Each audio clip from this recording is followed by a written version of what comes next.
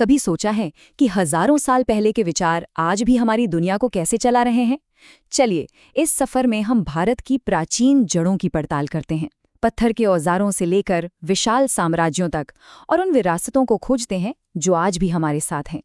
तो फिर आइए उन नींवों को समझते हैं जिन्होंने दुनिया की सबसे पुरानी और लगातार चलती आ रही सभ्यताओं में से एक को जन्म दिया, और देखते हैं कि इसका आज हमारे लिए क्या मतलब है।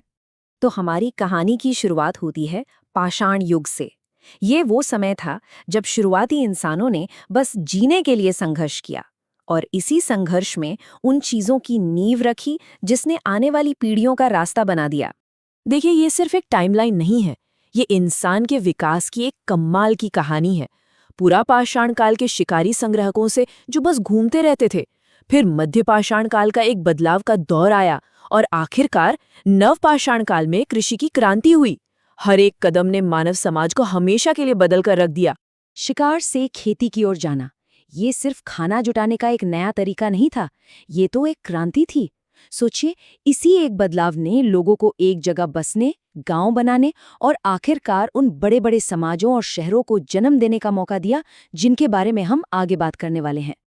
अच्छा, अब हम कांस्य युग में चलते हैं और इतिहास के सबसे रहस्यमयी और प्रभावशाली शहरी समाजों में से एक को देखते हैं, सिंधु घाटी सभ्यता।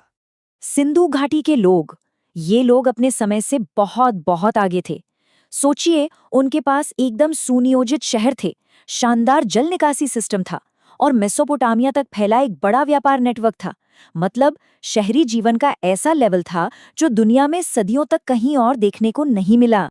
जरा कल्पना कीजिए कि आप हड़प्पा की पक्की ईंटों से बनी सड़कों पर चल रहे हैं, जहां घर एक ग्रिड पैटर्न में बने हुए हैं।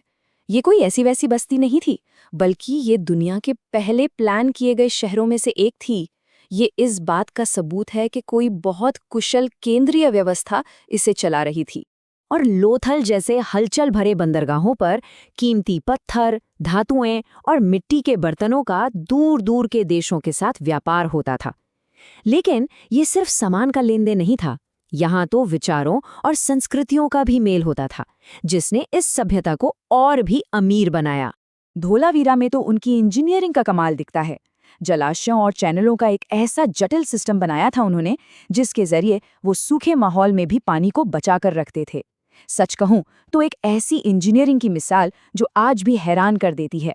सिंधु घाटी के उन महान शहरों का रहस्यमय तरीके से पतन हो गया, और उसके बाद भारतीय उपमहाद्वीप में एक नया दौर शुरू हुआ।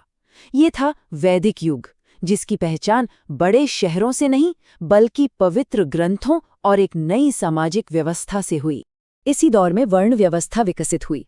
इसने समाज को 4 मुख्य वर्गों में बांटा: पुजारी, योद्धा, व्यापारी और श्रमिक।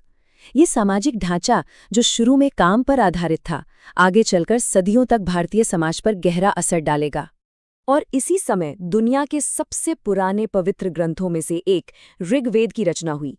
ये भजनों का एक संग्रह है जो न सिर्फ उस समय के धार्मिक विश्वासों की झलक देता है, बल्कि भाषा, दर्शन और ब्रह्मांड के बारे में शुरुआती विचारों के विकास में भी एक मील का पत्थर है। वैदिक युग में जो नींव रखी गई थी, उसने एक बहुत ही उथल-पुथल भरे लेकिन रचनात्मक दौर को जन्म दिया। छोटे छोटे राज्य अब सत्ता के लिए लड़ने लगे, और नए दार्शनिक विचार पारंपरिक विश्वासों को चुनौती देने लगे। ये महत्वाकांक्षा और आत्ममंथन का युग था। ये नंबर 16 उन शक्तिशाली राज्यों का प्रतीक है जिन्हें महाजनपद कहा जाता था। ये राज्य पूरे उत्तर भारत में सत्ता के लिए एक दूसरे से लड़ रहे थे। ये एक बिखरा हुआ राजनीतिक माहौल था, लेकिन मजे की बात यह है कि इसी होड़ से आखिरकार भारत के पहले महान साम्राज्य का उदय हुआ।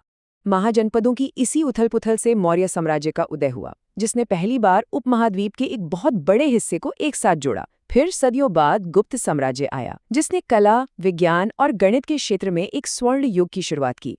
इसी दौर ने दुनिया को शून्य की अवधारणा दी। लेकिन ये युग सिर्फ अंदरूनी विकास का ही नहीं था। सिकंदर महान जैसे विदेशी आक्रमणकारियों के आने से भारत बाहरी दुनिया के संपर्क में आया। इससे यूनानी और भारतीय संस्कृतियों के बीच कला, वास्तुकला और विचारों का एक नया आदान प्रदान शुरू हुआ। इसी सामाजिक और राजनीतिक मंथन के बीच दो नए और क्रांतिकारी आंदोलन उभरे, जैन धर्म और बौद्ध धर्म। दोनों ने अहिंसा और आत्म अनुशासन पर जोर दिया, मौजूदा सामाजिक नियमों को चुनौती दी और लाखों लोगों के लिए एक नया आध्यात्मिक रास्ता खोला। तो पाषाण युग से लेकर साम्राज्यों के उदय तक की इस लंबी यात्रा से हम क्या सीखते हैं? हम ये देखते हैं कि आधुनिक भारत की नींव कितनी गहरी और कितनी विविध है। इस शुरुआती दौर ने हमें एक अविश्वसनीय विरासत दी है। सिंधु घाटी की शहरी योजना से लेकर मौर्य और गुप्त साम्राज्यों के प्रशासनिक मॉडल तक, और वेदों, बौद्ध धर्म और जैन धर्म के गहरे दार्शनिक विचारों तक, ये सिर्फ इतिहास के तथ्य नहीं हैं, ये वो विचार और नवाचार हैं जिन्होंने भारतीय सभ्यता को आकार दिया है। जब हम आज की दुनिया को देखते हैं तो ये सोचने वाली बात है, इन सभी प्राचीन नींवों में से, चाहे वो शहरी नियोजन हो, सामाजिक संरचना हो या दार्शनिक विचार, आज हमारे जीवन पर किसका प्रभाव सबसे गहरा है? इस दूर के अतीत की गूंज आज भी हमारे वर्तमान में सुनाई देती है।